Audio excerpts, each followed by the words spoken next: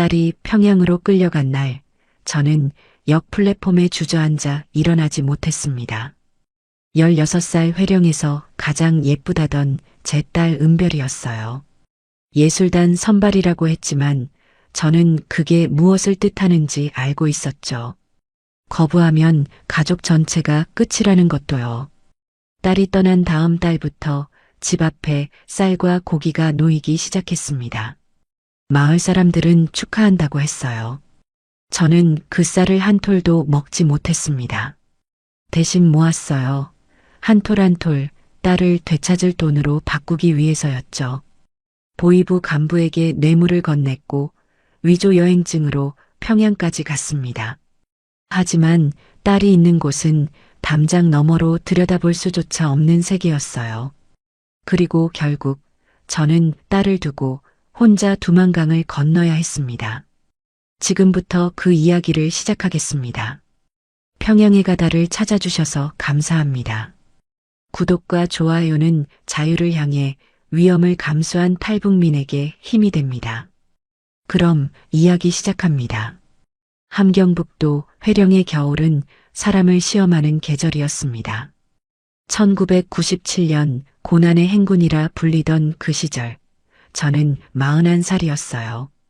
남편을 잃은 지 2해가 지났고 16살 딸 은별이와 단둘이 살아가고 있었죠. 남편은 탄광에서 일하다 갱도가 무너져 세상을 떠났습니다. 사고 소식을 들은 날 저는 울지 않았어요. 울 시간이 없었던 겁니다. 당장 내일 딸에게 먹일 옥수수죽을 어디서 구할지가 더 급했으니까요. 배급은 이미 오래전에 끊겼습니다. 공장도 멈췄고 장마당만이 유일한 생존 수단이었어요. 저는 새벽 4시에 일어나 콩을 갈고 두부를 만들었습니다. 얼어붙은 물에 손을 담그면 손가락 끝이 칼로 베이는 것처럼 아팠지만 멈출 수가 없었죠.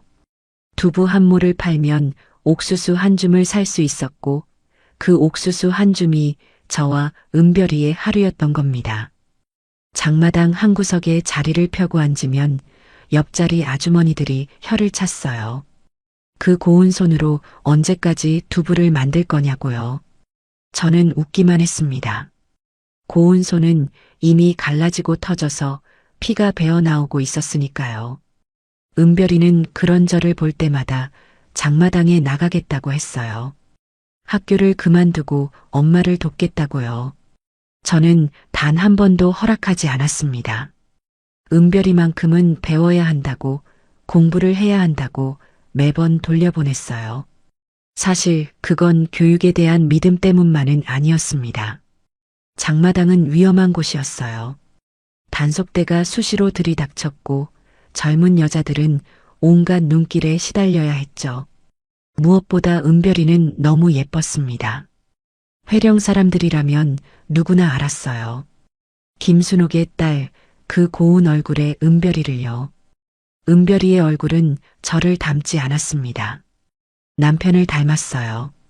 남편은 원래 평양 출신이었죠. 성분이 나빠 함경북도로 쫓겨 내려온 사람이었지만 얼굴만큼은 배우처럼 반듯했습니다. 은별이는 그 아버지의 이목구비를 그대로 물려받았어요. 눈이 크고 깊었고 코가 오똑했으며 입술선이 또렷했죠. 16인데도 20살은 넘어 보일 만큼 어른스러운 인상이었습니다. 마을 사람들은 은별이를 볼 때마다 감탄했어요. 저 얼굴이면 평양에서도 첫째 가겠다고요. 저는 그 말을 들을 때마다 웃지 못했습니다. 칭찬이 아니라 저주처럼 들렸으니까요. 북한에서 예쁜 얼굴은 축복이 아니었습니다. 특히 여자에게는요. 예쁜 얼굴은 누군가의 눈에 띈다는 뜻이었고 눈에 띈다는 건 끌려간다는 뜻이었어요. 저는 알고 있었습니다. 매년 각 도에서 얼굴이 예쁜 소녀들이 어디론가 선발되어 간다는 것을요. 예술단이라는 이름으로, 봉사대라는 이름으로, 혹은 아무 이름도 없이 사라지는 아이들이 있다는 것을요. 그래서 저는 은별이에게 늘 말했습니다. 밖에 나갈 때는 고개를 숙이라고. 웃지 말라고. 눈에 띄지 말라고요. 은별이는 제 말을 잘 따르는 아이였어요. 학교에 갈 때도 머리를 질끈 묶고 고개를 숙인 채 걸었죠.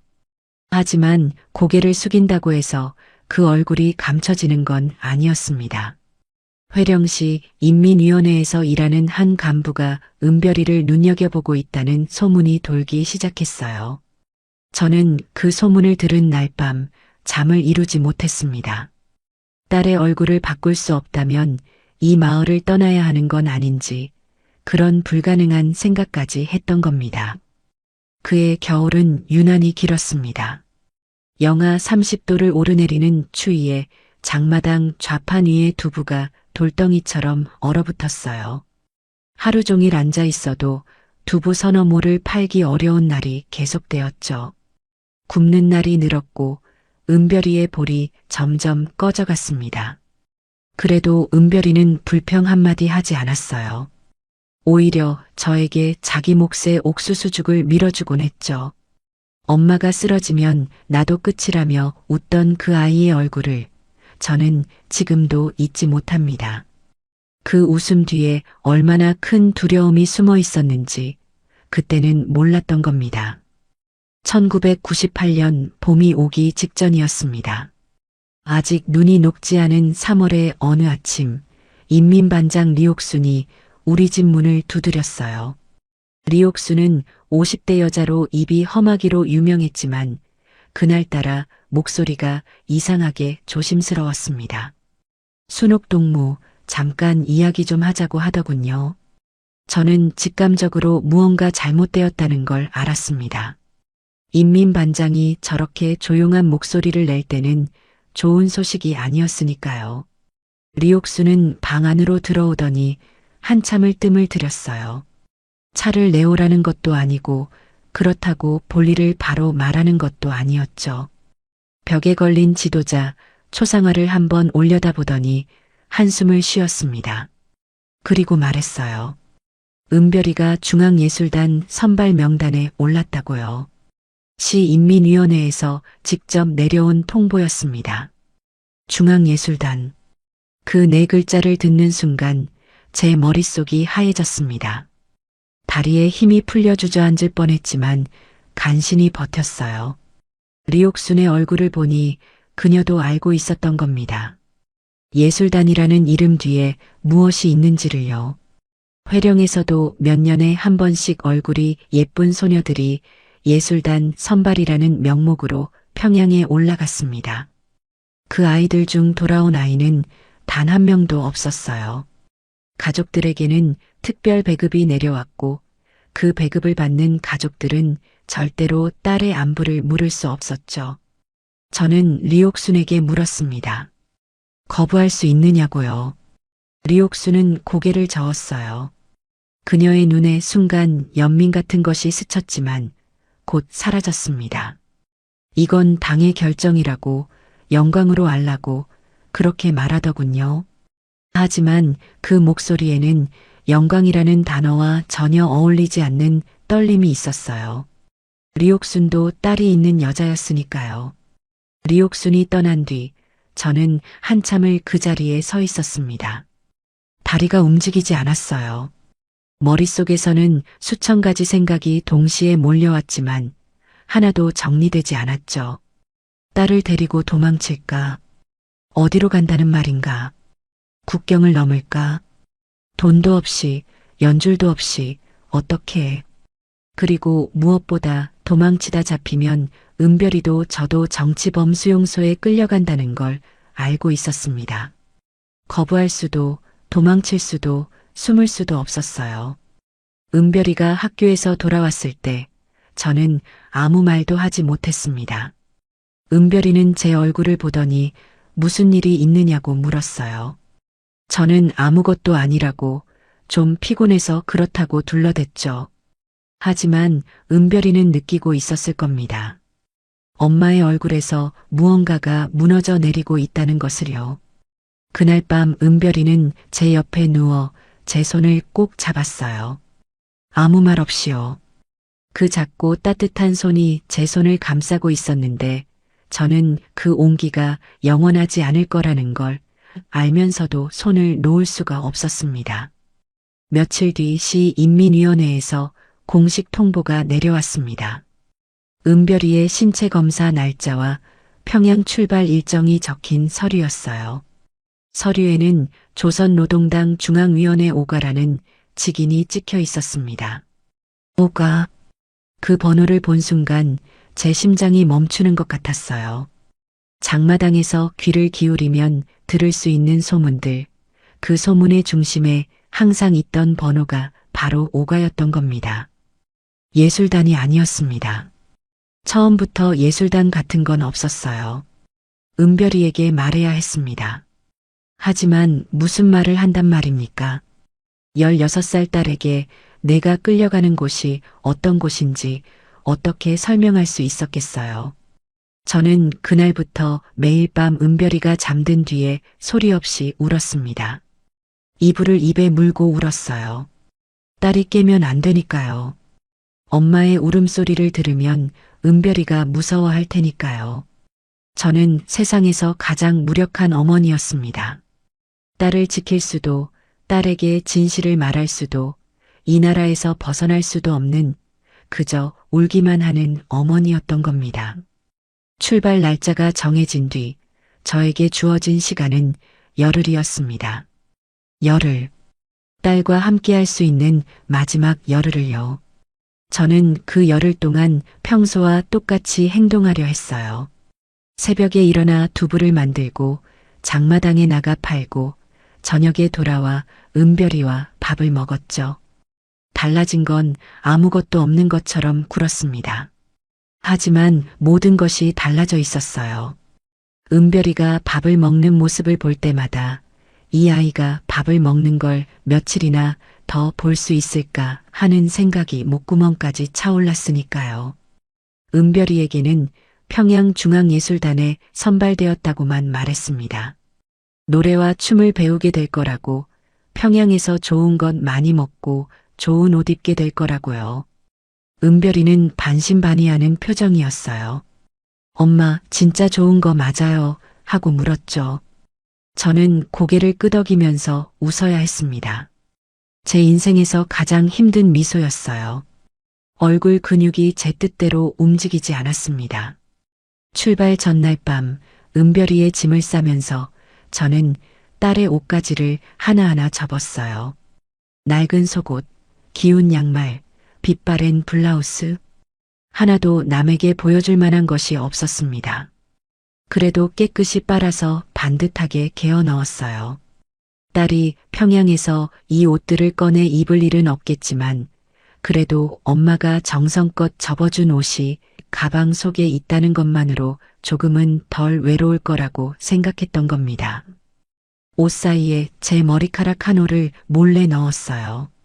딸이 알아차리지 못할 만큼 작게 돌돌 말아서요. 그날 밤 은별이가 먼저 잠이 들었습니다. 저는 잠든 딸의 얼굴을 오래도록 들여다보았어요. 아버지를 닮은 오똑한 코, 길고 촘촘한 속눈썹, 입꼬리가 살짝 올라간 입술. 잠든 얼굴은 아직 어린아이 같았습니다. 16이면 아직 아이인 거잖아요. 이 아이가 무슨 잘못을 했다고. 예쁘게 태어난 게 죄라면 그건 제 죄였습니다. 이 얼굴을 물려준 건 저와 남편이었으니까요. 아침이 왔습니다. 회령역까지는 걸어서 30분 거리였어요. 저는 은별이의 가방을 들고 앞서 걸었습니다. 뒤돌아보면 안 될 것 같았어요. 뒤돌아보는 순간 다리가 멈춰버린 것 같았으니까요. 은별이는 제 뒤를 따라오면서 이것저것 물었습니다. 평양에 가면 편지를 쓸 수 있느냐고, 방학에는 돌아올 수 있느냐고요. 저는 그럴 거라고, 걱정 말라고 짧게만 대답했습니다. 길게 말하면 목소리가 떨릴 게 뻔했으니까요. 역에 도착하니 이미 호송 간부 2명이 기다리고 있었습니다. 군복 비슷한 어두운 색 옷을 입은 남자와 정장을 입은 여자였어요. 여자가 은별이에게 다가와 미소를 지었습니다. 아주 훈련된 미소였어요. 따뜻해 보이지만 눈은 웃지 않는 그런 미소였죠. 은별이의 이름을 부르며 가방을 받아들었고 저에게는 고개만 까딱했습니다. 어머니 동무, 이제 돌아가셔도 됩니다. 그 한마디가 전부였어요. 은별이가 제 쪽을 돌아보았습니다. 그 순간 은별이의 눈에 불안이 스치는 것을 보았어요. 아이도 느끼고 있었던 겁니다. 무언가가 이상하다는 걸요. 하지만 은별이는 웃었습니다. 엄마, 나 다녀올게요. 금방 편지할게요. 걱정 마세요. 그렇게 말하며 손을 흔들었어요. 저는 웃어야 했습니다. 이를 악물고 턱이 떨리는 것을 참고 억지로 웃었습니다. 열차가 움직이기 시작했어요. 은별이가 창문 너머로 손을 흔드는 것이 보였습니다. 점점 작아지는 손, 점점 흐려지는 얼굴. 저는 플랫폼 끝까지 걸어갔어요. 그리고 열차가 시야에서 완전히 사라지는 순간 제 다리가 꺾였습니다. 플랫폼 바닥에 무릎이 부딪히는 소리가 둔탁하게 울렸지만 아프지 않았어요. 아무것도 느껴지지 않았습니다. 영무원이 달려와 괜찮으냐고 물었지만 대답할 수 없었어요. 입을 열면 울음이 터질 것 같았으니까요. 집에 돌아왔을 때 방은 텅 비어 있었습니다. 은별이의 이불이 개어져 있었고 은별이가 쓰던 빗이 선반 위에 놓여 있었어요. 빗에 은별이의 머리카락 한 올이 걸려 있었습니다. 저는 그 머리카락을 조심스럽게 빼내 손바닥 위에 올려놓았어요. 검고 가느다란 한 올의 머리카락. 제 딸이 이 방에 존재했다는 유일한 증거였습니다. 저는 그 머리카락을 작은 천 조각에 싸서 가슴 안주머니에 넣었어요. 그리고 그날부터 단 하루도 그것을 몸에서 떼어놓은 적이 없었습니다. 은별이가 떠난 지 정확히 한 달이 되던 날이었습니다.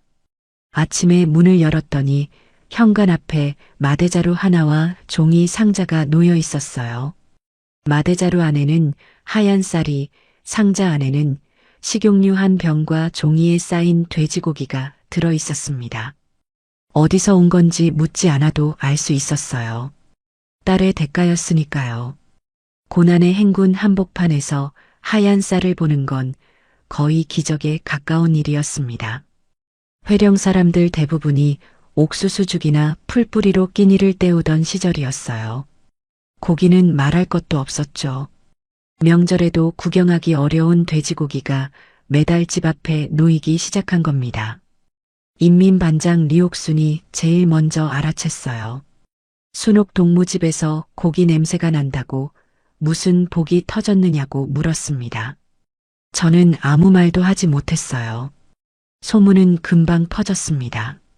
김순옥의 딸이 평양중앙예술단에 선발되었고 그 덕에 특별 배급을 받는다는 이야기가 마을 전체를 돌았어요. 이웃들이 찾아오기 시작했습니다. 축하한다고, 딸을 잘 키웠다고, 은별이 덕분에 팔자가 고쳐졌다고요.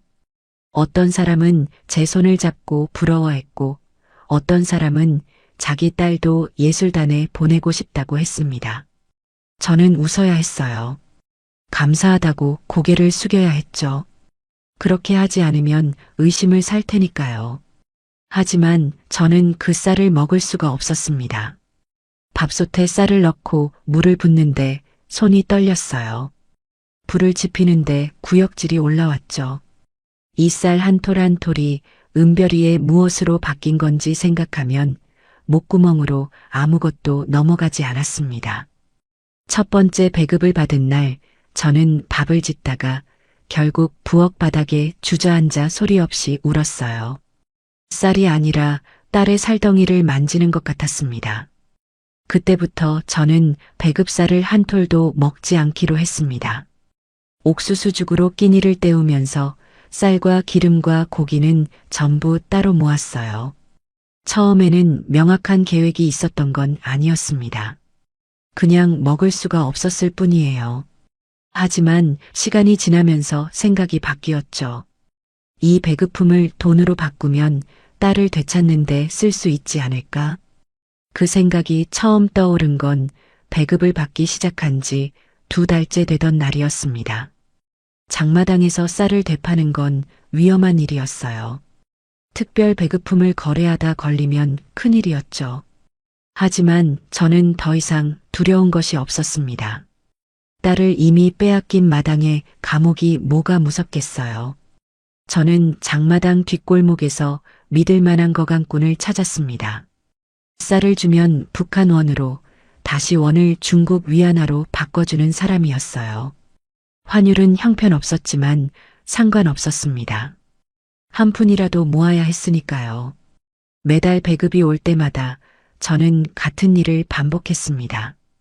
배급품을 받아 집안에 들여놓고 이웃의 눈을 피해 밤에 장마당 뒷골목으로 옮겼어요.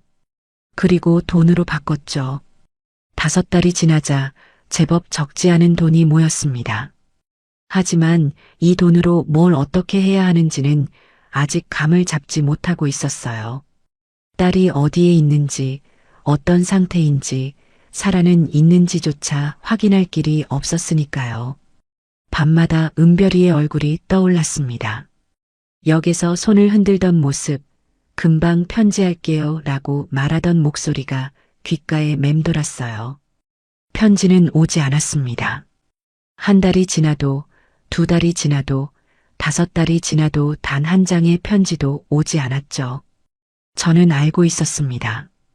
편지가 올 수 없다는 것을요. 그곳에서는 바깥 세계와의 접촉이 허용되지 않는다는 것을요. 하지만 매일 아침 현관문을 열 때마다 혹시나 하는 마음으로 바닥을 살폈습니다. 편지 대신 쌀자루만 놓여 있을 뿐이었어요. 그 쌀자루를 볼 때마다 따라 살아있기만 해라, 그 한마디를 속으로 되뇌었습니다. 배급을 받기 시작한 지 8달째 되던 어느 가을날이었습니다. 장마당에서 두부를 팔고 있는데 제 옆자리에 처음 보는 여자가 앉았어요. 26쯤 되어 보이는 여자였는데 얼굴이 몹시 야위어 있었습니다. 광대뼈가 튀어나오고 눈이 움푹 들어간 얼굴이었지만 자세히 보면 한때 예뻤을 거라는 흔적이 남아 있었어요. 무엇보다 눈이 이상했습니다. 텅 비어 있었어요. 사람 눈이 저렇게까지 아무것도 담고 있지 않을 수 있구나 하는 생각이 들 정도였죠. 그 여자는 이름이 정미라라고 했습니다. 평안남도 어딘가에서 왔다고 했어요. 자세한 건 말하지 않았죠. 장마당에서 자비를 하며 하루하루를 버티고 있다고만 했습니다. 저는 별 생각 없이 두부 한 무를 건넸어요. 돈이 없다면 그냥 먹으라고요. 미라는 두부를 받아들고 한참을 물끄러미 쳐다보다가 한 입 베어 물었습니다. 그리고 눈물을 흘렸어요. 아무 소리도 없이 두부를 씹으면서 조용히 울었습니다. 며칠이 지나 미라가 다시 찾아왔어요. 그때부터 미라는 종종 제 옆자리에 와서 앉곤 했습니다. 말이 별로 없는 여자였어요. 가끔 제가 건네는 두부를 먹으면서 장마당 사람들을 멍하니 바라볼 뿐이었죠. 저는 이 여자에게 무슨 일이 있었는지 짐작은 했지만 묻지 않았습니다. 북한에서는 남의 과거를 묻는 것이 위험한 일이었으니까요. 미라가 먼저 입을 연 건 가을이 깊어질 무렵이었습니다. 그날따라 날이 유난히 추워서 저와 미라는 장마당 구석 화롯불 앞에 나란히 앉아 있었어요. 미라가 갑자기 제 손을 쳐다보더군요. 아주머니 손이 참 거칠다고 두부 만드느라 그런 거냐고 물었습니다. 저는 그렇다고 대답했어요. 미라가 말했습니다. 나도 예전에는 손이 고왔다고요. 피아노를 쳤거든요. 5살 때부터요. 피아노. 그 단어에 제 귀가 번쩍 뜨였습니다. 북한에서 피아노를 칠 수 있는 집안이면 평범한 집이 아니었어요. 미라는 천천히 이야기를 시작했습니다. 자기는 평양 만경대구역 출신이라고, 아버지가 당 간부였다고요. 14살 때 학교에서 선발 검사를 받았고 키와 얼굴과 신체가 기준에 맞는다는 통보를 받았다고 했어요. 예술단이라고 했다고요. 저는 그 순간 심장이 멎는 것 같았습니다. 미라는 담담하게 말을 이었습니다. 처음 1년은 정말로 노래와 춤을 배웠다고 했어요. 숙소는 깨끗했고 밥도 잘 나왔고 옷도 좋은 것을 주었다고요. 하지만 2년째부터 달라졌다고 했습니다. 밤에 불려나가는 일이 생겼다고요. 어디로 가는지, 누구를 만나는지, 무엇을 하는지. 미라는 그 부분에서 말을 멈췄습니다. 눈이 다시 텅 비어가는 것이 보였어요. 저는 더 묻지 않았습니다. 물을 수가 없었어요. 미라가 소매를 걷어 보여준 것은 그 다음이었습니다. 팔목 안쪽에 길게 흉터가 있었어요. 하나가 아니라 여러 개였습니다. 나란히 일정한 간격으로 그어져 있었죠. 미라는 말했어요. 거기서 나오고 싶었다고. 어떤 방법으로든요. 하지만 죽을 수도 없었다고. 죽으면 가족이 처벌받으니까요. 결국 5년을 버텼고 21살에 퇴출되었다고 했습니다. 퇴출 사유는 나이. 새로운 아이들이 들어오면 나이 든 사람은 내보내졌다고요. 퇴출된 뒤가 더 비참했다고 미라는 말했어요. 지방 간부에게 배정 결혼을 강요받았고 기쁨조 출신이라는 낙인이 평생을 따라다녔다고요. 남편은 자기를 사람 취급하지 않았고 마을 사람들은 뒤에서 손가락질했다고 했습니다. 결국 남편에게서 도망쳐 이곳까지 흘러왔다고요. 미라는 그 이야기를 하면서 단 한 번도 울지 않았어요. 울 눈물이 남아있지 않은 사람 같았습니다. 저는 그날 밤 잠을 이루지 못했습니다. 은별이의 얼굴이 미라의 얼굴과 겹쳐 보였어요. 은별이도 지금 그곳에서 노래를 배우고 있을까? 아직은 괜찮을까? 아니면 이미 생각이 거기까지 미치면 머리가 깨질 것 같았습니다. 이불을 뒤집어 쓰고 딸의 머리카락이 든 천 조각을 꺼내 가슴에 대었어요. 은별아, 엄마가 반드시 데려올게. 그 말을 속으로 수백 번 되뇌었습니다. 그날 밤부터 저는 돈을 모으는 것에 완전히 다른 의미를 부여하기 시작했어요. 더 이상 막연한 희망이 아니었습니다. 딸을 꺼내야 한다는 구체적이고 절박한 목표가 생긴 겁니다. 미라를 만난 뒤 저는 완전히 달라졌습니다. 두부를 만드는 손에 힘이 들어갔고 장마당에서 자리를 지키는 눈빛이 날카로워졌어요. 목표가 생기면 사람은 변하는 겁니다. 저는 매일 새벽 3시에 일어났습니다. 이전보다 1시간 더 일찍이었어요. 콩을 더 많이 갈고 두부를 더 많이 만들었죠. 장마당에서 두부를 팔고 남는 시간에는 다른 장사꾼들의 짐을 날라주거나 감자 껍질을 까는 일을 도왔습니다. 푼푼이 모이는 돈이었지만 한 푼도 허투루 쓸 수 없었어요. 특별 배급은 여전히 매달 정확하게 집 앞에 놓였습니다. 쌀, 기름, 고기. 저는 이제 그것을 볼 때마다 떨리는 대신 이를 악물었어요. 이건 내 딸의 값이 아니라 내 딸을 되찾을 무기라고 스스로에게 그렇게 말했습니다. 배급품은 받는 즉시 장마당 뒷골목으로 옮겼어요. 거강꾼 박노인이라는 사람을 통해 중국 위안화로 바꿨죠. 박노인은 70이 넘은 노인이었는데 젊었을 때 중국 쪽에 친척이 있어서 국경 무역에 밝은 사람이었습니다. 환율은 늘 불리했지만 저에게 선택지는 없었어요. 돈을 모으면서 동시에 정보를 모았습니다. 딸이 어디에 있는지, 기쁨조라는 곳이 정확히 어떤 체계로 운영되는지 알아야 했어요. 하지만 그건 쉬운 일이 아니었습니다. 기쁨조에 대해 아는 사람은 극히 드물었고 알더라도 입을 여는 사람은 더 드물었으니까요. 미라에게 더 물어보고 싶었지만 미라는 그날 이후로 자기가 있었던 곳에 대해 다시는 말하지 않았어요. 제가 물으려 하면 눈이 초점을 잃었고 저는 차마 그 눈을 보면서 캐물을 수가 없었습니다. 장마당에는 온갖 사람이 모여들었습니다. 군인 출신, 공장 노동자, 교원, 심지어 당 간부 가족까지. 고난의 행군은 모든 사람을 장마당으로 밀어넣었어요. 저는 그 틈에서 귀를 세웠습니다. 술에 취한 군인이 흘리는 말, 장사꾼들 사이에서 도는 소문, 중국에서 넘어오는 정보들. 하나하나 줍고 모으고 이어붙였어요. 그렇게 몇 달을 버티자 윤곽이 조금씩 잡히기 시작했습니다. 기쁨조는 평양 시내 여러 곳에 분산 배치되어 있었어요. 가무조, 만족조, 행복조라는 이름으로 나뉘어 있었고 각각의 역할이 달랐다고 했습니다. 소녀들은 처음에 가무조에 배치되어 노래와 춤을 배우지만 시간이 지나면 다른 조로 옮겨가는 경우가 있었어요. 어디로 옮겨가느냐에 따라 운명이 갈렸죠. 이 정보를 저에게 흘려준 것은 장마당에서 알게 된 한 중년 남자였습니다. 예전에 평양 봉사총국에서 운전기사로 일했다는 사람이었어요.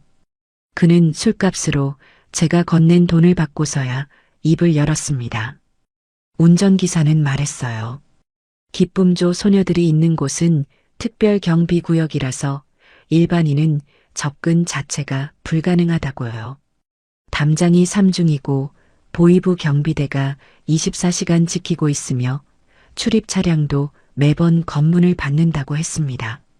안에서 무슨 일이 벌어지는지는 바깥 사람들은 알 수 없었어요. 다만 한 가지, 운전기사가 확인해 줄 수 있는 건 소녀들이 살아있다는 것 정도였습니다. 식자재를 실어 나르는 트럭이 매주 정기적으로 들어갔고 그 양으로 보아 안에 사람이 있다는 건 확실하다고요. 저는 물었습니다. 안에 있는 사람과 연락할 수 있는 방법은 없느냐고요. 운전기사는 고개를 저었어요. 없다고, 그건 보위부 간부라도 함부로 못한다고 했습니다. 하지만 딱 하나 보위부 내부에서도 등급이 있는데 하급 간부 중에 돈에 약한 사람이 있다면 안쪽 정보 정도는 빼낼 수 있을 거라고 했어요. 다만 그건 목숨을 거는 일이라고 간부 쪽에서도 들키면 끝이라고 덧붙였습니다. 저는 그날 밤 모아둔 돈을 전부 꺼내 세어보았습니다. 중국 위안화로 환산하면 2,000위안 남짓이었어요. 큰 돈은 아니었지만 회령 장마당 기준으로는 적지 않은 액수였죠. 문제는 이 돈으로 보위부 간부의 입을 열 수 있느냐는 것이었습니다. 간부의 등급에 따라 필요한 금액이 천차만별이었어요. 하급이라 해도 최소 5,000위안은 있어야 한다는 소문이 돌았습니다. 더 모아야 했습니다. 저는 장마당에서의 노동 강도를 한 단계 더 끌어올렸어요. 두부 장사에 더해 중국산 밀수품을 되파는 일에도 손을 대기 시작했습니다. 중국에서 넘어오는 비누, 과자, 건전지 같은 것들을 박노인을 통해 넘겨받아 장마당에서 팔았어요. 이익이 두부보다 훨씬 컸지만 위험도 컸습니다. 밀수품 거래가 발각되면 교화소에 끌려가는 건 기본이었으니까요. 그 무렵 몸이 눈에 띄게 나빠졌습니다. 배급살을 한 톨도 먹지 않고 옥수수죽과 풀뿌리로만 버티는 생활이 1년 가까이 계속되고 있었으니까요. 체중이 빠져서 뼈가 드러났고 기침이 그치지 않았어요. 장마당에서 좌판을 지키다가 어지러워서 쓰러진 적도 있었습니다. 옆자리 아주머니가 병원에 가보라고 했지만 저는 거절했어요. 병원에 갈 돈이 있으면 그 돈을 모아야 했으니까요. 미라가 걱정스러운 눈으로 저를 보았지만 저는 괜찮다고만 했습니다. 9달이 지나 돈이 4,000위안을 넘었습니다. 목표에 가까워지고 있었어요. 하지만 동시에 불안감도 커져갔습니다. 보위부 간부에게 접근한다는 것 자체가 자살 행위에 가까웠으니까요. 상대가 돈을 받고 정보를 줄 수도 있지만 돈만 빼앗고 저를 신고할 수도 있었습니다. 한번 잘못 짚으면 모든 것이 끝이었어요. 딸을 되찾기는커녕 저 자신이 정치범수용소에 끌려가는 겁니다. 박노인이 한 사람을 소개해 주었습니다. 회령 보이부 하급 간부인 최중자라는 사람이었어요. 박노인 말로는 이 사람이 돈에 목이 마른 사람이라고 장마당 뒤편에서 몰래 밀수품 거래를 묵인해주는 대가로 뇌물을 받아먹는 자라고 했습니다. 믿을 수 있느냐고 묻자 박노인은 말했어요. 믿을 수 있는 보이부 간부는 이 세상에 없다고. 다만 돈 앞에서 입이 가벼운 사람이라면 이용할 수는 있다고요. 저는 결심했습니다. 더 기다릴 수 없었어요. 은별이가 떠난 지 벌써 1년이 넘고 있었습니다. 1년. 그 시간 동안 딸에게 무슨 일이 벌어졌는지 아무것도 모른 채 살아가는 것은 숨을 쉬면서 익사하는 것과 같았어요. 박노인에게 최중자와의 만남을 주선해 달라고 했습니다.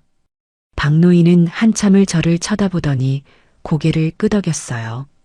그 눈에 연민과 체념이 동시에 서려 있었던 걸 기억합니다. 이 여자가 무모한 짓을 하려 한다는 걸 알면서도 어머니의 마음을 막을 수는 없었던 거겠죠. 최중자를 처음 만난 건 회령 시내 뒷골목의 허름한 술집이었습니다. 박노인이 앞서 들어갔고 저는 10분 뒤에 따라 들어갔어요. 술집이라고 해봐야 시멘트 벽에 나무 의자 몇 개 놓인 작은 방이었습니다. 최중자는 구석 자리에 앉아 있었어요. 40대 초반으로 보이는 남자였는데 얼굴이 붉고 눈이 작았습니다. 군복 위에 두꺼운 외투를 걸치고 있었고 테이블 위에는 이미 술잔이 반쯤 비어 있었어요. 저는 인사를 하고 맞은편에 앉았습니다.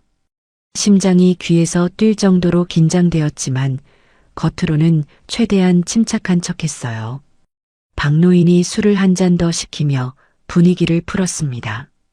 최중자는 저를 위아래로 훑어보더니 물었어요. 뭘 알고 싶은 거냐고요? 단도직입이었습니다.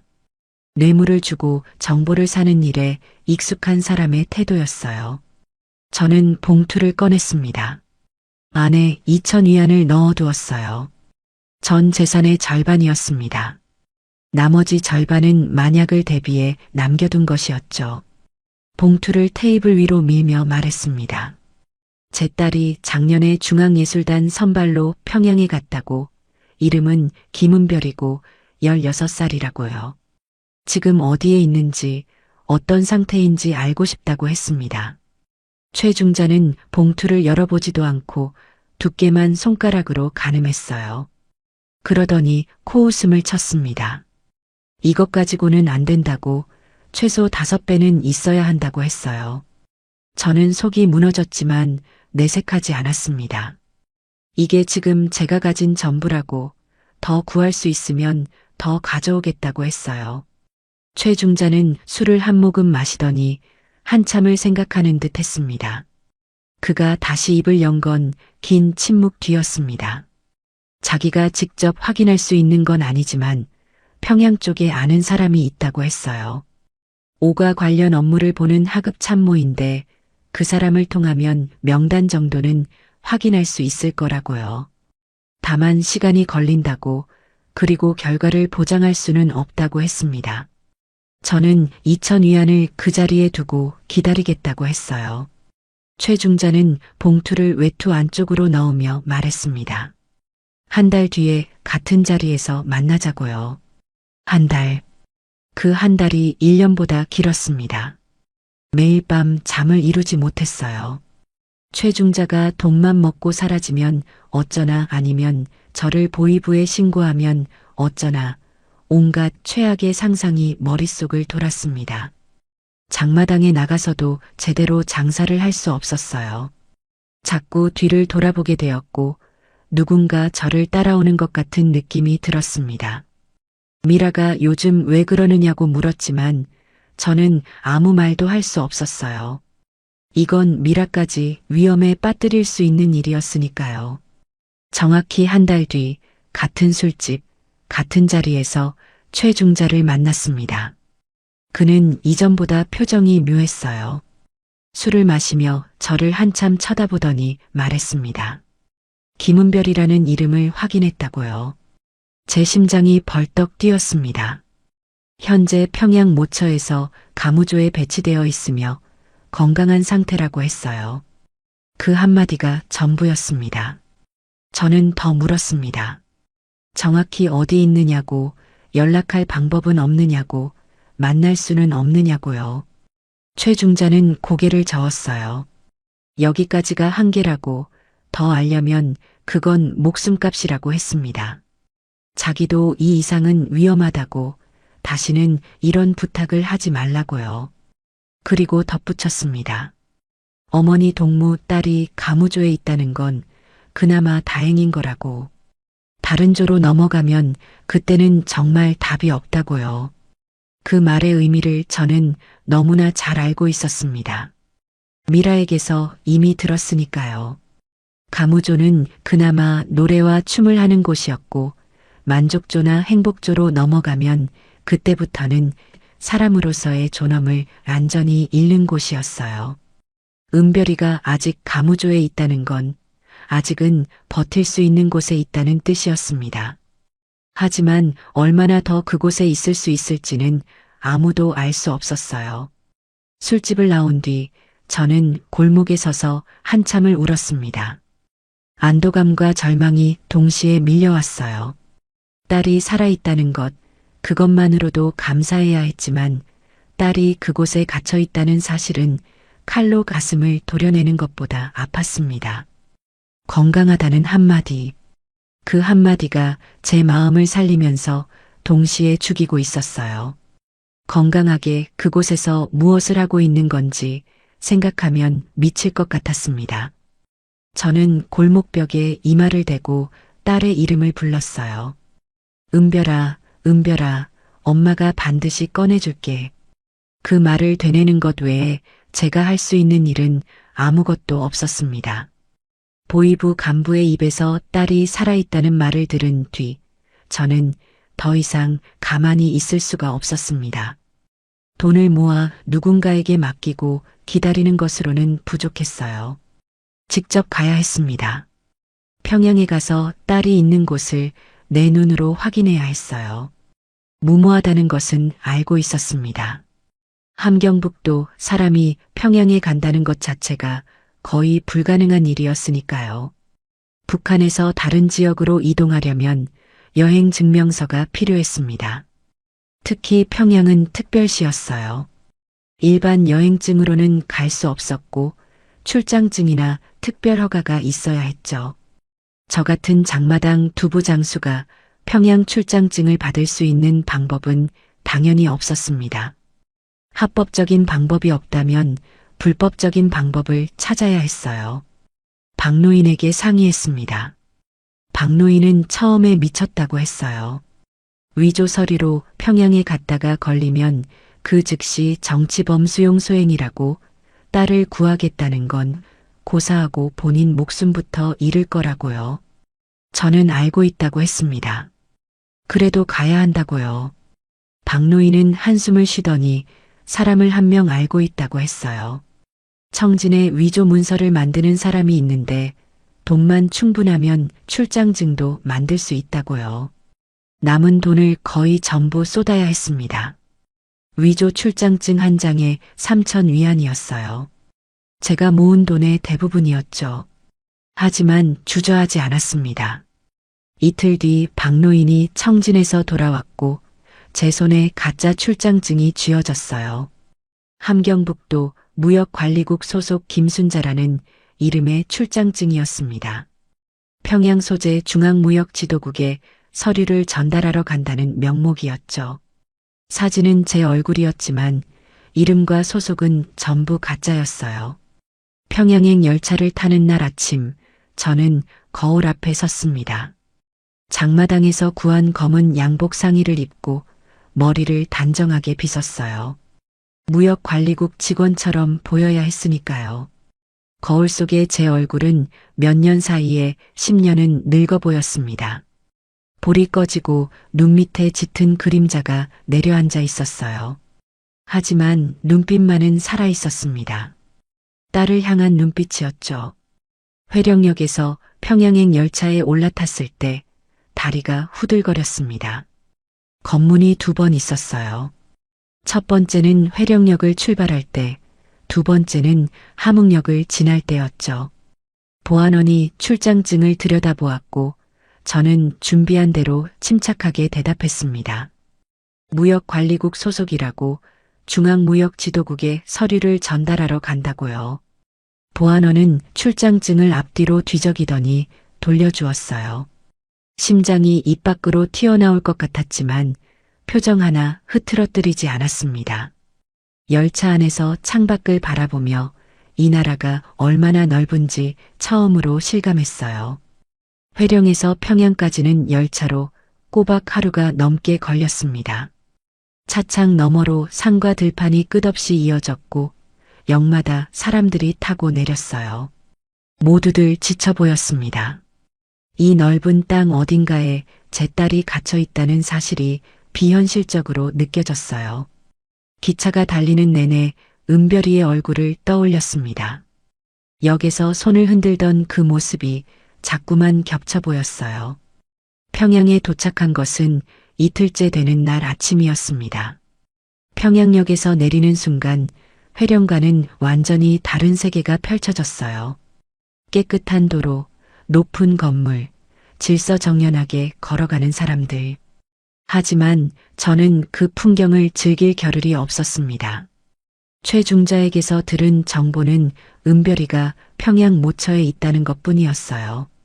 정확한 위치는 알지 못했죠.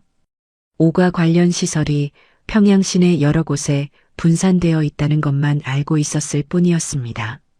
저는 사흘 동안 평양 시내를 돌아다녔습니다. 당연히 어디가 기쁨조 시설인지 알 수 없었어요. 높은 담장과 철조망으로 둘러싸인 건물들이 있었지만 그것이 군사시설인지 기쁨조 시설인지 구분할 방법이 없었습니다. 저는 이 도시에서 바늘 하나를 찾으려는 사람이었어요. 아니, 바늘보다 더 작은 것을요. 이 거대한 도시 어딘가에 갇혀 있는 제 딸의 흔적을요. 평양에서의 사흘째 되던 날, 저는 대동강 근처를 걸으며 주변을 살피고 있었습니다. 강변을 따라 걷다 보면 경비가 삼엄한 구역이 나온다는 소문을 장마당에서 들은 적이 있었어요. 확실한 정보는 아니었지만 달리 단서가 없었습니다. 무작정 걸었어요. 출장증이 있으니 거리를 걷는 것 자체는 문제가 되지 않았지만 수상한 행동을 하면 즉시 보안원에게 잡힐 수 있었습니다. 대동강을 따라 한참을 걸었을 때 강변도로에서 벗어난 골목 안쪽으로 높은 콘크리트 담장이 보였어요. 다른 건물들보다 유난히 높았고 담장 위에는 철조망이 둘러져 있었습니다. 담장 안쪽에서는 아무 소리도 들리지 않았어요.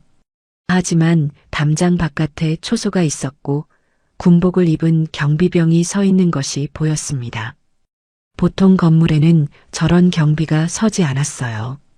심장이 빨라졌습니다. 저는 담장 주변을 천천히 걸으며 살폈습니다. 담장은 끝이 보이지 않을 정도로 길게 이어져 있었어요. 담 위의 철조망 너머로는 높은 나무들만 보였고 건물의 형태조차 확인할 수 없었습니다. 한 바퀴를 돌았지만 안으로 들어갈 수 있는 곳은 정문 하나뿐이었어요. 정문에는 차단기가 내려져 있었고 경비병 2명이 서 있었으며 출입하는 차량은 일일이 서류를 제시하고 있었습니다. 여기가 맞는 건지 확신할 수 없었어요. 이런 경비 수준의 시설은 평양에 수없이 많을 테니까요. 하지만 저는 이곳에 발이 붙은 것처럼 떠날 수가 없었습니다. 혹시라도 이 담장 안에 은별이가 있을지 모른다는 생각만으로 다리가 움직이지 않았어요. 담장에 가까이 다가가 콘크리트 벽에 손바닥을 대보았습니다. 차가웠어요. 겨울의 냉기를 머금은 콘크리트가 제 손을 얼렸지만 떼어낼 수가 없었습니다. 이 벽 안에 내 딸이 있을 수도 있다는 생각에 벽을 쓰다듬듯이 만졌어요. 그때였습니다. 뒤에서 날카로운 목소리가 들렸어요. 동무, 거기서 뭘 하는 거요?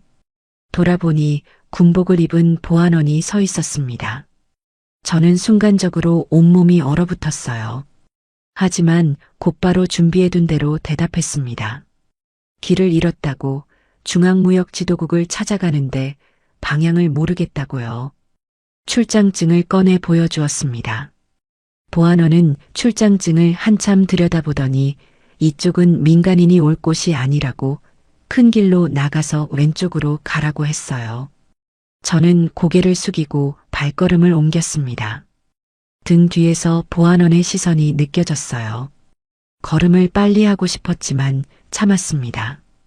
뛰면 의심을 살 테니까요. 천천히 아무렇지도 않은 듯이 큰 길을 향해 걸었어요. 모퉁이를 돌아서야 비로소 숨을 쉴 수 있었습니다. 다리가 풀려 벽에 기대야 했어요. 식은 땀이 등을 타고 흘러내렸습니다. 그날 이후에도 이틀을 더 버텼습니다. 평양 시내의 다른 경비시설 주변을 돌아보았지만 아무 성과가 없었어요. 은별이가 어디에 있는지 단 하나의 단서도 찾지 못했습니다. 오히려 보안원에게 2번이나 더 검문을 당했어요. 3번째 검문에서 보안원이 출장증을 오래 들여다보며 무역관리국에 확인 전화를 하겠다고 했을 때 저는 거의 기절할 뻔했습니다.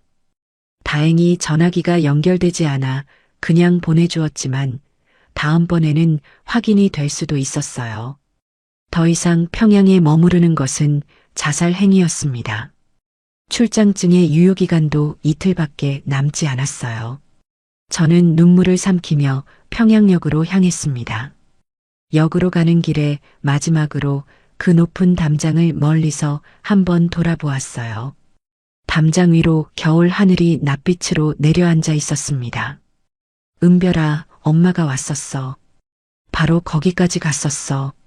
하지만 들어갈 수가 없었어. 소리 없이 그 말을 되뇌며 평양을 떠났습니다. 회령으로 돌아오는 열차 안에서 저는 창밖을 보며 울었어요. 소리를 내지 않으려 이를 악물었지만 눈물은 멈추지 않았습니다.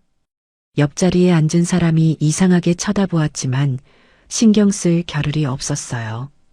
딸이 있는 곳까지 갔으면서 딸을 보지도 만지지도 목소리를 듣지도 못했습니다. 담장 하나를 사이에 두고 돌아서야 했어요. 이 세상에서 가장 높고 두꺼운 벽은 콘크리트가 아니었습니다.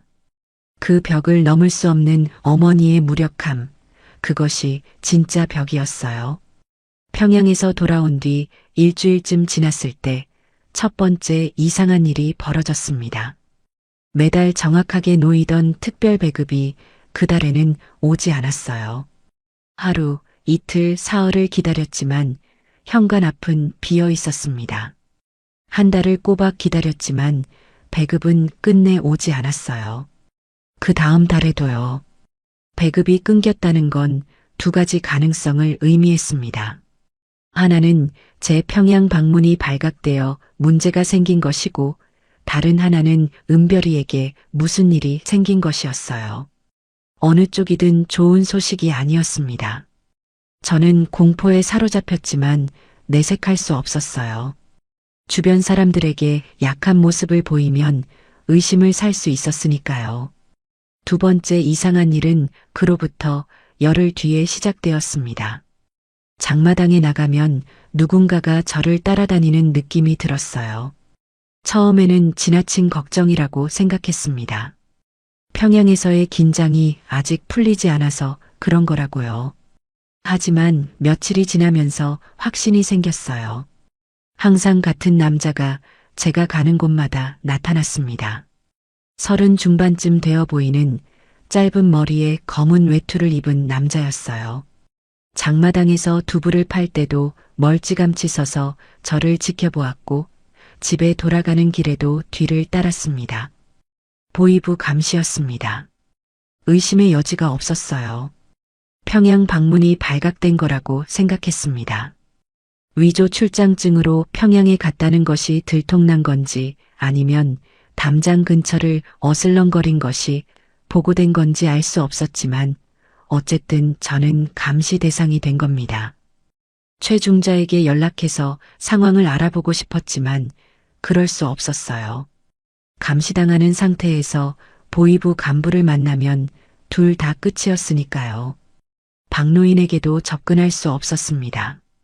장마당에서 마주쳐도 눈인사조차 하지 않았어요. 박노인도 상황을 파악한 듯 했습니다. 제 옆을 지나칠 때 아주 작은 소리로 한마디만 했어요. 조심하라고요. 그 한마디가 전부였지만 충분했습니다. 저를 아는 모든 사람이 위험에 처할 수 있다는 뜻이었으니까요. 미라도 더 이상 제 곁에 오지 않았습니다. 감시가 시작된 뒤 미라는 장마당에서 제 옆자리에 앉지 않았어요. 멀리서 저를 바라보다가 시선이 마주치면 고개를 돌렸습니다. 미라도 알고 있었던 겁니다. 보이부 감시가 붙은 사람 곁에 있으면 자기까지 끌려 들어간다는 것을요. 미라를 원망할 수는 없었어요. 미라는 이미 한 번 지옥에서 나온 사람이었으니까요. 다시 그곳으로 돌아갈 위험을 감수할 수는 없었을 겁니다. 혼자가 되었습니다. 완전히 혼자였어요. 배급도 끊기고 돈도 거의 바닥났고 주변 사람들도 하나둘 멀어졌습니다. 장마당에서 두부를 팔아 하루하루를 겨우 이어갔지만 감시가 붙은 상태에서 밀수품 거래는 꿈도 꿀 수 없었어요. 그나마 두부 장사라도 할 수 있는 게 다행이었습니다. 밤이 가장 힘들었어요. 어두운 방에 혼자 누워 있으면 온갖 생각이 밀려왔습니다. 은별이는 지금 무엇을 하고 있을까? 아직 가무조에 있을까? 아니면 다른 곳으로 옮겨진 건 아닐까? 엄마가 평양에 왔었다는 걸 알까? 배급이 끊긴 건 은별이에게도 영향을 미치는 건 아닐까? 생각이 꼬리에 꼬리를 물었고 답은 하나도 없었습니다. 감시는 2달 넘게 계속되었습니다. 검은 외투의 남자가 따라다니다가 어느 날부터 다른 남자로 바뀌었고 또 며칠 뒤에는 여자로 바뀌었어요. 교대로 감시하고 있었던 겁니다. 저는 최대한 정상적으로 행동하려 했습니다. 새벽에 일어나 두부를 만들고 장마당에 나가 팔고 저녁에 돌아와 잠을 잤어요. 아무것도 모르는 평범한 장마당 여자처럼 굴었습니다. 하지만 속으로는 무너지고 있었어요. 딸을 구하겠다는 목표 하나로 버텨왔는데 이제 그 목표를 향해 한 발짝도 나아갈 수 없게 된 겁니다. 평양에 다시 갈 수도 없고 보이부 간부에게 접근할 수도 없고 돈을 모을 수도 없었어요. 딸을 구하기는커녕 제 자신의 안전도 보장할 수 없는 상태였습니다. 벽에 부딪힌 게 아니라 벽 안에 갇힌 거였어요. 평양의 그 높은 담장 안에 딸이 갇혀 있듯이 저도 이 마을 안에 갇혀 있었습니다. 어머니와 딸이 각각의 감옥에서 서로를 향해 손을 뻗고 있었지만 그 손이 닿을 수 있는 거리는 아니었어요. 감시가 시작된 지 석 달째 되던 어느 날이었습니다. 장마당에서 두부를 팔고 좌판을 정리하려는데 옆에서 낯선 남자가 말을 걸었어요. 50대 초반으로 보이는 남자였는데 얼굴이 구릿빛으로 그을려 있었고 눈이 유난히 날카로웠습니다. 말투가 이상했어요. 함경도 사투리가 아니었습니다. 억양이 중국족, 조선족 특유의 느낌이 섞여 있었죠. 남자는 자기를 조형이라고 부르라고 했습니다. 본명은 말하지 않았어요. 장마당에서 자파를 파는 것처럼 위장하고 있었지만 실제로는 탈북 브로커였습니다. 중국과 북한을 오가며 사람을 건네주는 일을 하는 사람이었어요. 박노인이 보내준 거라고 했습니다. 저는 놀랐어요. 박노인은 저와 거리를 두고 있다고 생각했는데 보이지 않는 곳에서 여전히 저를 챙기고 있었던 겁니다. 조형은 직접적으로 말하지 않았습니다. 장마당에서 대놓고 탈북 이야기를 할 수는 없었으니까요. 두부를 사는 척하면서 짧은 문장들을 주고받았어요. 그가 말한 핵심은 간단했습니다. 이곳에 더 있으면 위험하다고, 보이부 감시가 붙은 사람은 조만간 소환된다고, 소환되면 끝이라고요. 저는 물었습니다. 그러면 어떻게 해야 하느냐고요. 조형은 두부값을 치르는 척하며 작은 종이를 제 손에 쥐어주었습니다. 종이에는 날짜와 장소가 적혀 있었어요. 그날 밤 저는 방 안에서 그 종이를 들여다보았습니다. 열흘 뒤 두만강 상류의 한 지점이 적혀 있었어요. 새벽 2시. 그것이 전부였습니다. 저는 그것이 무엇을 의미하는지 바로 알아차렸어요. 강을 건너라는 것이었습니다. 북한을 떠나라는 것이었죠. 온몸에 전류가 흐르는 것 같았습니다. 두만강을 건넌다. 탈북을 한다. 이 나라를 떠난다. 그 단어들이 머릿속에서 맴돌았어요. 동시에 은별이의 얼굴이 떠올랐습니다. 내가 떠나면 은별이는 어떻게 되는 걸까? 이 나라에 딸을 두고 나 혼자 가는 거잖아. 이곳에 있어도 딸에게 다가갈 수 없지만 떠나면 그마저도 완전히 끝나는 거잖아. 이틀을 뜬 눈으로 지새웠습니다. 가야 하는지 남아야 하는지 답을 낼 수 없었어요. 남으면 조만간 보위부에 소환될 것이고 소환되면 위조 출장 증권이 들통나 정치범수용소에 끌려갈 겁니다. 그렇게 되면 딸을 구하는 것은 영원히 불가능해지는 거였어요. 하지만 떠나면 딸을 이 지옥에 두고 가는 거잖아요. 16에 끌려간 딸을 두고 엄마 혼자 자유를 찾아 도망치는 거잖아요. 사흘째 되는 밤 미라가 찾아왔습니다. 감시를 피해 한밤중에 뒷문으로 들어온 거였어요. 미라는 한참 동안 아무 말도 하지 않다가 제 손을 잡았습니다. 그리고 말했어요. 가라고요. 중국으로 가면 돈을 벌 수 있다고, 돈이 있으면 브로커를 통해 사람을 빼낼 수 있다고, 여기 있으면 아무것도 못한다고요. 미라의 눈에 처음으로 무언가가 담겨 있었습니다. 간절함이었어요. 제가 자기처럼 되는 것을 원하지 않는다는 간절함이었습니다.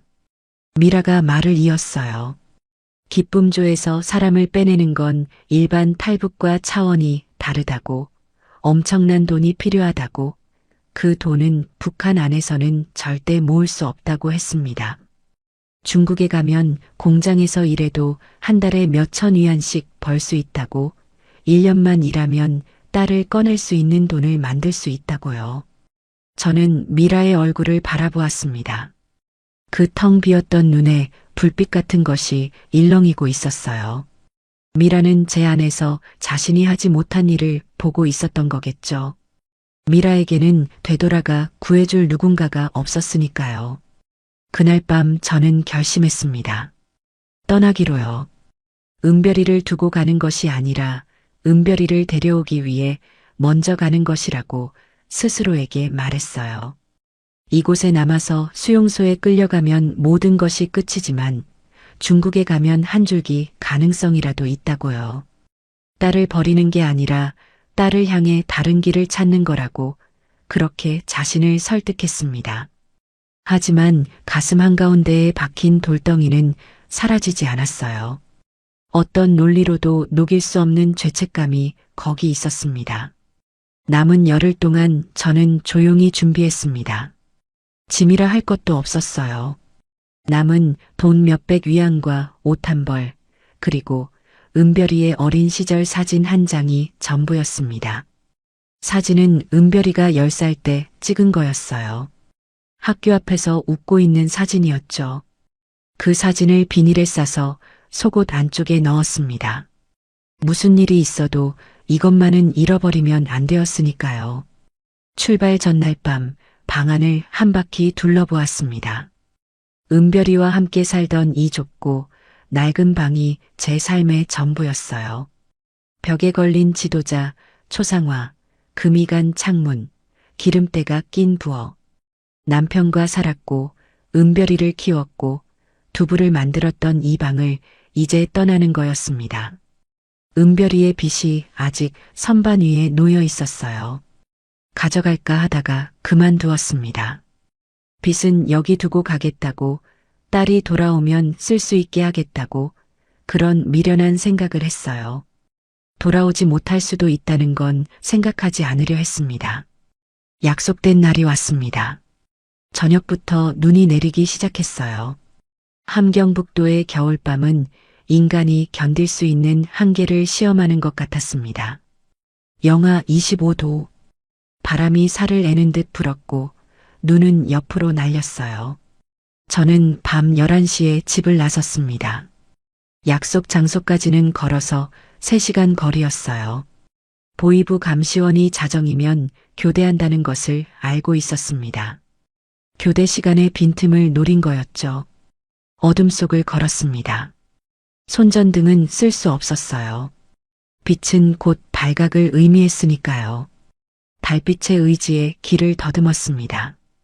눈 위에 제 발자국이 선명하게 찍히는 것이 걱정되었지만 어쩔 수 없었어요. 아침이 되면 눈이 더 내려 발자국을 덮어주기를 바랄 수밖에 없었습니다. 걷는 내내 뒤를 돌아보았어요. 누군가 따라오는 건 아닌지, 경비초소에서 불빛이 보이는 건 아닌지, 심장이 목구멍까지 올라와 있었습니다. 2시간을 걸어 두만강 상류에 도착했어요. 조형이 지정한 장소에는 이미 3명의 사람이 웅크리고 앉아 있었습니다. 2명은 20대 남자였고 1명은 저보다 나이가 많아 보이는 여자였어요. 아무도 말을 하지 않았습니다. 눈빛만 교환했어요. 모두 같은 이유로 이곳에 온 사람들이었습니다. 이 나라를 떠나기 위해서요. 조형이 나타난 건 새벽 1시 반쯤이었어요. 어둠 속에서 불쑥 나타나 우리를 세웠습니다. 4명. 맞다고 고개를 끄덕이더니 강변으로 내려가자고 했어요. 강까지는 비탈길을 10분쯤 내려가야 했습니다. 눈이 쌓인 비탈은 미끄러웠고 저는 2번이나 넘어졌어요. 무릎에 피가 났지만 느끼지 못했습니다.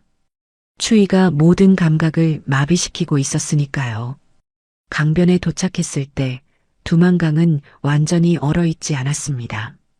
가장자리는 얼음이 두껍게 얼어 있었지만 가운데쯤은 얇은 얼음 아래로 검은 물이 흐르고 있었어요. 조형이 말했습니다. 가장자리 얼음 위로 걸어가다가 가운데 구간은 물속으로 들어가야 한다고, 허리까지 올 거라고, 빨리 건너야 한다고요. 물속에 오래 있으면 저체온증으로 죽는다고 했습니다. 저는 품속에서 은별이의 사진을 꺼냈어요. 비닐에 쌓여 있었지만 혹시 물에 젖을까봐 한 번 더 확인했습니다. 사진 속에 은별이가 웃고 있었어요. 10살짜리 은별이의 해맑은 웃음이 달빛 아래에서 희미하게 보였습니다. 저는 사진을 가슴팍 깊이 넣고 외투 단추를 꼭 잠갔어요. 조형이 먼저 갔습니다. 얼음 위를 조심스럽게 밟으며 걸어갔어요. 20대 남자 2명이 뒤를 따랐고 나이든 여자가 그 다음이었습니다.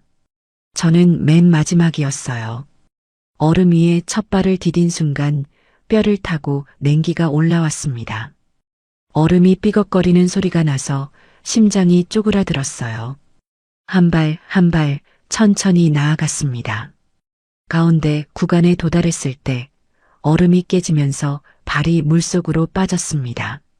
차가움이라는 단어로는 형용할 수 없는 것이었어요. 칼날 수천 개가 동시에 다리를 찌르는 것 같았습니다. 비명을 지를 뻔했지만 입을 꽉 다물었어요. 소리를 내면 국경 경비대에게 들리는 겁니다. 물이 허벅지를 지나 허리까지 올라왔을 때 온몸이 마비되기 시작했습니다. 다리가 내 것이 아닌 것 같았어요. 움직이려 해도 근육이 말을 듣지 않았습니다. 앞에서 조형이 돌아보며 손짓했어요. 빨리 오라고요. 저는 이를 악물었습니다. 은별이를 생각했어요. 여기서 멈추면 은별이는 영원히 그곳에 갇힌다. 내가 살아서 저강 건너편에 도착해야 은별이를 꺼낼 수 있다. 그 생각 하나로 다리를 끌었습니다. 한 걸음 또 한 걸음. 물속에서 발을 옮길 때마다 강바닥의 돌에 발이 걸렸어요. 넘어지면 물에 잠기는 거였습니다. 넘어지지 않으려고 온 힘을 다해 중심을 잡았어요. 얼마나 걸렸는지 모르겠습니다. 아마 10분도 채 되지 않았을 거예요. 하지만 제 체감으로는 1시간이 넘는 것 같았습니다. 물이 다시 허벅지로, 무릎으로, 발목으로 낮아지기 시작했을 때 발밑에 다시 단단한 얼음이 느껴졌어요. 중국 쪽 강변이었습니다. 얼음 위로 올라가 강둑을 기어 올랐을 때 저는 더 이상 걸을 수가 없었어요. 몸 전체가 떨리고 있었고 이가 부딪혀 달각달각 소리가 났습니다. 조형이 달려와 제 팔을 잡아 끌었습니다. 빨리 이동해야 한다고, 중국 쪽 경비도 있으니까 강변에서 벗어나야 한다고요. 저는 끌려가면서 뒤를 돌아보았습니다. 두만강 건너편 북한 땅이 어둠 속에 가라앉아 있었어요. 그곳 어딘가에 제 딸이 있었습니다. 저는 그 어둠을 향해 소리 없이 딸의 이름을 불렀어요. 은별아. 입술만 움직였습니다. 소리는 나오지 않았어요. 동시에 눈물이 흘렀는데 그 눈물이 뺨 위에서 얼어붙는 것이 느껴졌습니다. 엄마가 반드시 데리러 올게. 반드시. 그 약속을 어둠 속에 던지고 몸을 돌렸습니다. 중국 땅을 밟은 첫날, 저는 연변 조선족 자치주의 한 농가 헛간에서 눈을 떴습니다.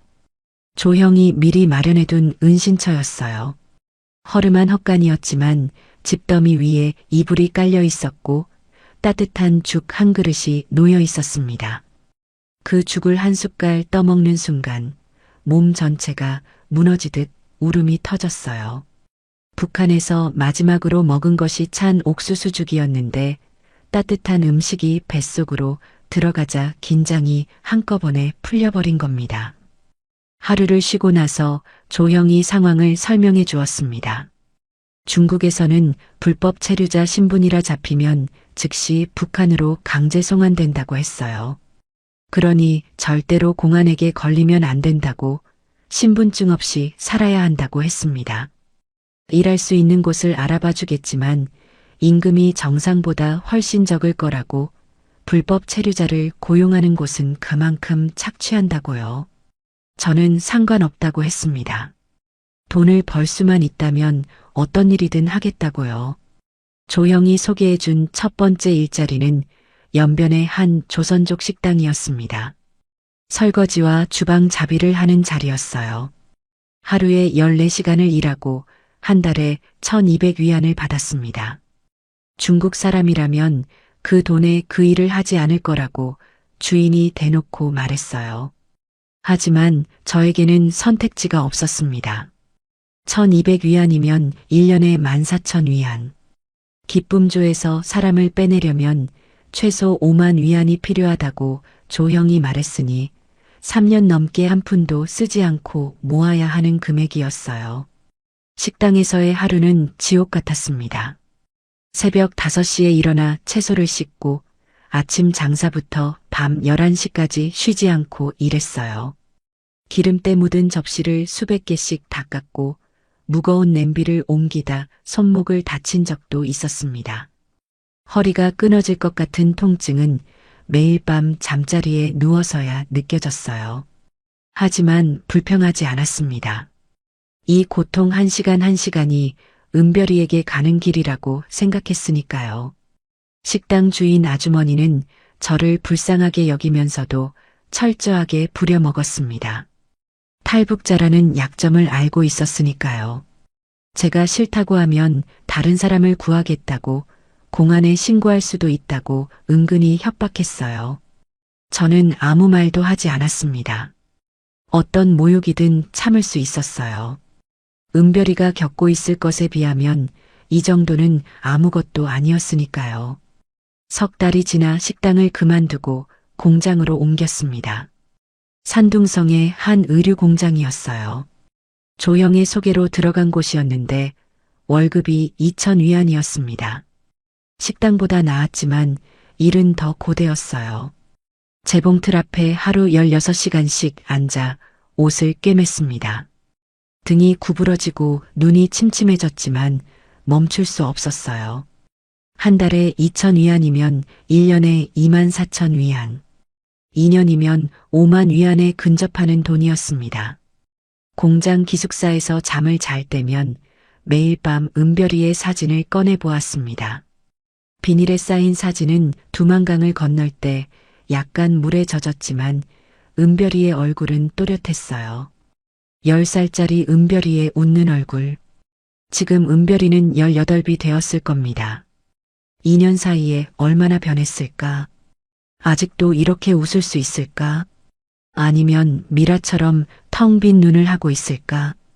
그 생각을 하면 가슴이 쥐어짜이는 것 같았지만 사진을 내려놓을 수 없었어요.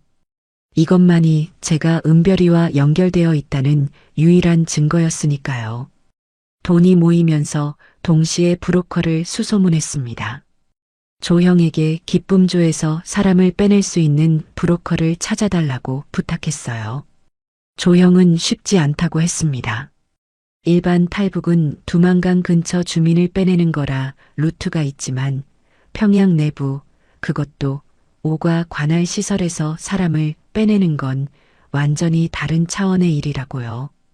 그런 일을 해본 브로커가 있는지조차 확실하지 않다고 했습니다. 그래도 저는 포기하지 않았어요.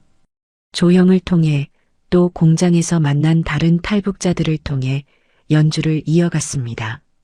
탈북자 커뮤니티에서 이름이 알려진 브로커들을 하나하나 수소문했어요. 대부분은 기쁨조라는 말을 듣는 순간 고개를 저었습니다. 불가능하다고, 목숨이 10개라도 모자라다고요. 하지만 저는 그 대답을 들을 때마다 다음 사람을 찾았습니다. 누군가는 할 수 있을 거라고, 반드시 있을 거라고 믿었어요. 중국에 온 지 2년이 지났습니다. 공장에서 일하며 모은 돈이 4만 위안을 넘었어요. 몸은 만신창이었습니다. 허리 통증은 만성이 되었고 오른쪽 눈의 시력이 급격히 나빠졌어요. 재봉틀 앞에서 너무 오래 앉아 있었던 탓이었죠. 하지만 돈이 모이는 것을 볼 때마다 아픈 몸을 일으켜 세울 수 있었습니다. 그 무렵 조형에게서 연락이 왔어요. 한 브로커가 북한 내부에 연줄이 있는데 평양 쪽 소식을 알아볼 수 있을지도 모른다고 했습니다. 기쁨조에서 직접 사람을 빼내는 건 아니지만 적어도 은별이의 현재 상태를 확인해 줄 수 있다고요. 비용은 3,000위안이었습니다. 저는 즉시 돈을 건넸어요. 은별이가 살아있는지, 아직 그곳에 있는지, 그것만이라도 알 수 있다면 3,000위안이 아니라 3만 위안이라도 내겠다고 했습니다. 한 달을 기다렸습니다. 또다시 잠 못 이루는 한 달이었어요. 공장에서 재봉틀을 돌리면서도 머릿속에는 온통 은별이 생각뿐이었습니다. 살아있을까? 건강할까? 아직 가무조에 있을까? 혹시 다른 조로 옮겨진 건 아닐까? 아니면 이미 그 생각의 끝에 도달하면 재봉틀 위로 눈물이 떨어졌어요. 옆자리 중국인 아주머니가 이상하게 쳐다보았지만 신경 쓸 겨를이 없었습니다. 연락이 온 건 36번째 밤이었습니다. 공장 기숙사에서 막 잠이 들려던 참이었어요. 조형이 준 낡은 휴대전화가 울렸습니다. 화면에 모르는 번호가 떠 있었어요. 전화를 받자 낯선 남자 목소리가 들렸습니다. 브로커 쪽 사람이라고 짧게 자기소개를 하더니 바로 본론으로 들어갔어요. 김은별. 그 이름을 듣는 순간 저는 침대에서 벌떡 일어났습니다. 심장이 멈추는 것 같았어요. 남자는 담담한 목소리로 말했습니다. 김은별은 약 2달 전에 기쁨조에서 퇴출되었다고요. 사유는 나이라고 했습니다. 19이 되면서 새로운 인원으로 교체되었다고요. 퇴출? 그 단어를 듣는 순간 안도감이 먼저 밀려왔습니다. 기쁨조에서 나왔다는 것은 적어도 그곳의 생활에서는 벗어났다는 뜻이었으니까요. 하지만 바로 다음 순간 공포가 뒤따랐어요. 퇴출된 뒤 어디로 갔느냐고 물었습니다. 남자는 말했어요. 함경남도 단천시의 탄광촌에 배치되었다고요. 지방 탄광 간부와의 결혼이 예정되어 있다고 했습니다. 전화기를 쥔 손이 떨렸습니다. 미라가 해준 이야기가 머릿속에서 되살아났어요. 퇴출된 뒤가 더 비참하다고, 지방 간부에게 배정 결혼을 당하고 기쁨조 출신이라는 낙인이 평생을 따라다닌다고 했던 그 말이요. 제 딸이 지금 그 길을 가고 있는 거였습니다. 19살에 탄광촌으로 보내져 모르는 남자와 강제로 결혼당하는 거였어요. 하지만 동시에 신락 같은 희망이 보였습니다. 평양 오가 시설에 갇혀 있을 때는 빼낼 방법이 거의 없었어요. 삼중 담장에 보위부 경비대까지, 그곳은 철통 같은 감옥이었으니까요. 하지만 지방 탄광촌이라면 이야기가 달랐습니다. 함경남도 단천이라면 중국 국경에서 그리 멀지 않았어요. 탄광촌의 경비는 평양과 비교할 수 없을 만큼 느슨할 테고, 브로커의 네트워크가 닿을 수 있는 범위 안에 있을 수도 있었습니다. 남자에게 물었습니다. 단천에서 사람을 빼낼 수 있느냐고요. 남자는 잠시 침묵하더니 말했어요. 쉽지는 않지만 불가능하지도 않다고, 비용이 상당하다고, 구체적인 건 직접 만나서 이야기하자고요. 저는 언제든 만나겠다고 했습니다. 전화를 끊은 뒤 한참을 멍하니 앉아 있었어요. 은별이가 기쁨조에서 나왔다. 살아있다. 단천에 있다. 그 세 가지 사실이 머릿속에서 맴돌았습니다. 안도와 비통이 뒤섞인 감정이 쓰나미처럼 밀려왔어요. 딸이 그곳에서 2년을 보냈다는 것, 16에서 19가지의 시간을 그곳에서 빼앗겼다는 것이 가슴을 짓눌렀습니다. 제가 보호해야 할 시간이었어요. 사춘기의 마지막, 여자로 피어나는 가장 아름다운 시절을 그 지옥에서 보낸 거였습니다. 은별이의 사진을 꺼내 들었어요. 10살짜리 은별이가 웃고 있었습니다. 지금의 은별이는 이 아이와 얼마나 다를까? 그 2년의 시간이 은별이에게서 무엇을 빼앗고 무엇을 남겼을까? 미라의 텅 빈 눈이 떠올랐습니다. 은별이도 그런 눈을 하고 있을까? 생각하면 안 되는 것을 생각하고 있었어요. 하지만 멈출 수가 없었습니다. 사진 위로 눈물이 떨어졌습니다. 비닐 위에서 동그랗게 맺혔다가 흘러내렸어요. 은별아, 엄마가 늦어서 미안하다. 2년이나 걸려서 미안하다. 하지만 이제 길이 보인다. 탄광촌이면 엄마가 꺼낼 수 있을지도 몰라. 조금만 더 버텨줘. 조금만 더. 저는 사진을 가슴에 안고 그날 밤 내내 울었습니다. 기숙사 방에 함께 자는 사람들이 깰까봐 이불을 뒤집어 쓰고 소리 없이 몸을 떨면서요.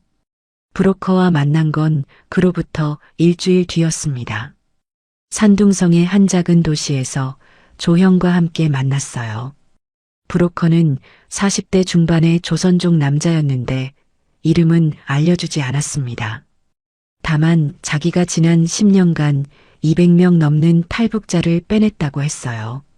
그 중에서 기쁨조 출신을 빼낸 적은 없지만 지방 탄광촌에 배치된 사람이라면 루트가 있다고 했습니다.